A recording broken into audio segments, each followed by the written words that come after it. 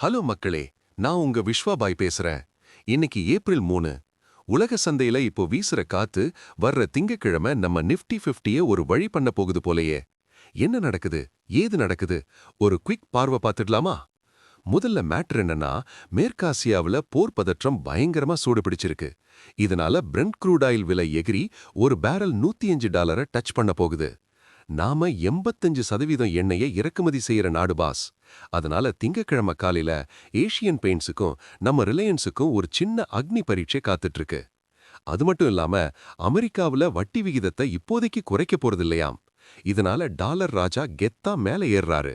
Dollar ஏறினா நம்ம TCS, Infosys போன்ற ஐடி பசங்களுக்கு கொண்டாட்டம் தான். ஆனா மத்தவங்களுக்கு இது திண்டாட்டம். எண்ணெய் விலை ஏறுறதால டிரான்ஸ்போர்ட் செலவு கூடும். அதனால டாடா மோட்டார்ஸ், மாருதி போன்ற ஆட்டோமொபைல் பங்குகள் கொஞ்சம் டல் ஆகலாம். கூடவே சைனா சப்ளை செயின் சிக்கலால சன் ஃபார்மா, சிப்லா போன்ற ஃபார்மா பங்குகளும் கொஞ்சம் அழுத்தத்துல தான் இருக்கு. ஆனா கவலைப்படாதீங்க, ஒரு பாசிட்டிவ் நியூஸ் இருக்கு.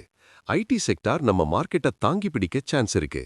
HDFC, SBI போன்ற வங்கிகளும் ஸ்டெடியா நிக்கும்னு எதிர்பார்க்கப்படுது. சோ மண்டே மார்னிங் ஒரு ஷார்ப் டிராப் இருக்க வாய்ப்பு இருக்கு. ஆனா பதட்டப்பட்டு உடனே எல்லாத்தையும் விக்காதீங்க. மார்க்கெட் இறங்கும்போது வாங்குறவன் தான் புத்திசாலி.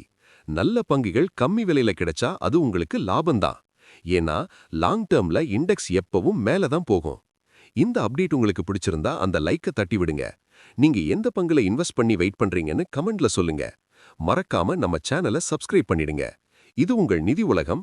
நான் உங்கள் விஸ்வாபாய்.